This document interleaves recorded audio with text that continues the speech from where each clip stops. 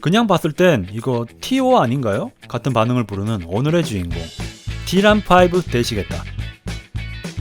소련의 전차 개발 역사를 대강 정리하면 2차 대전 당시 T-34의 화력 부족 문제를 해결하기 위해 개발된 T-34-85 모델과 T-34의 개량형 모델인 T-43이 있었지만 T-43은 화력 부족을 이유로 채택을 거부당했다.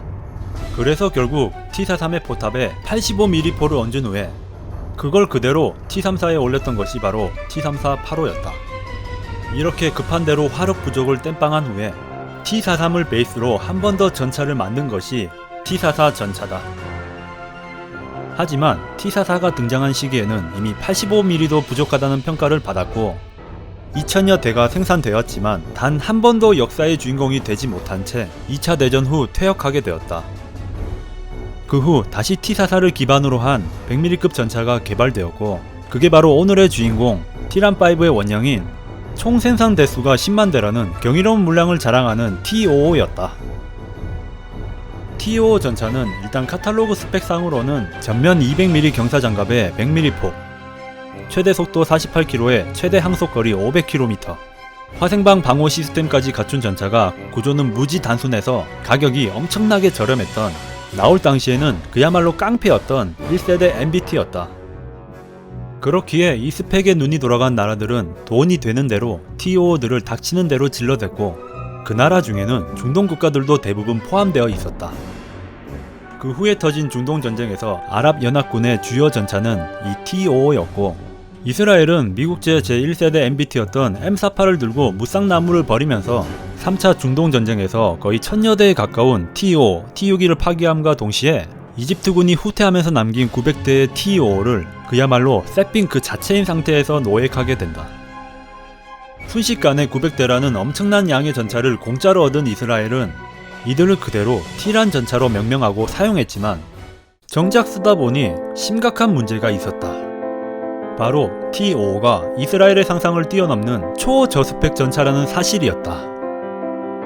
일단 1세대 MBT란 건 그렇다 쳐도 거주성부터 소련 특유의 인명경시 사상이 듬뿍 들어가 있어서 몸을 구겨 넣어야 전차 내부에 겨우 들어갈 정도였으며 엔진은 사실상 그냥 T-34 엔진에서 크기만 키운 것에 불과해서 엄청나게 더운 중동의 고열에 엔진 폭발, 화재가 비일비재했고 궤도마저 영 이상하게 만들어서 툭하면 파손되는 기이한 품질에 무전기는 2차 대전 당시의 저퀄리티에서 나아진 게 전혀 없었다.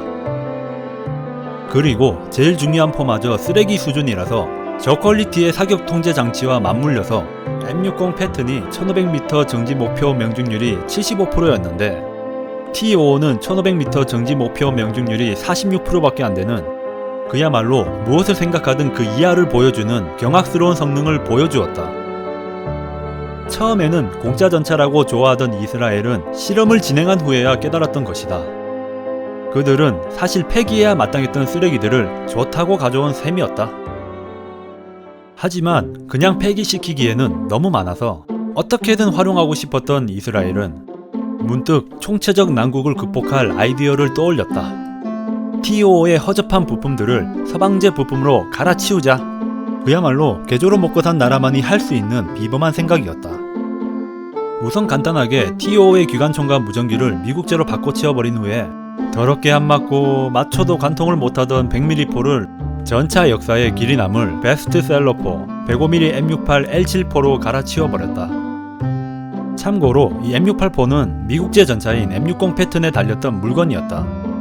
물론 포와 동시에 사격 통제 장치도 M60과 동일한 물건으로 바꿨으며 마지막으로 현가 장치마저 미제로 갈아치운 후에 본격적으로 T람5라는 명칭을 붙이고 활동하게 된다. 그리고 기어이 후기형에서는 반응 장갑까지 갖추도록 개조하고 말 많고 탈 많던 러시아제 엔진마저 미국제 엔진으로 교체하면서 그야말로 겉은 T55인데 속은 M60이라는 희대의 조합이 완성. 이스라엘의 마개조 능력의 깊이를 유감없이 보여주게 된다. 이렇게 완성된 T람5 개조식은 곧바로 상태가 괜찮았던 거의 모든 노획 T55에 적용되었으며 그 수가 어찌나 많았던지 T람5만으로 이루어진 독립전차 여단이 구성될 정도에 그렇게 개조를 하고도 노획 T55가 남아 돌아서 레바논 민병대에 퍼주기도 하고 무려 1980년대까지 죽어라 써먹은 다음에 수명이 다 된 티란5들의 반수를 시리아, 리비아 등의 주변국에 되팔아 먹으면서 돈까지 챙겼다. 다만 그중 일부는 이란 이스라엘 전쟁 후에 헤즈볼라 손에 들어가 이스라엘군에게 포격을 하는 기구한 운명을 맞이했다.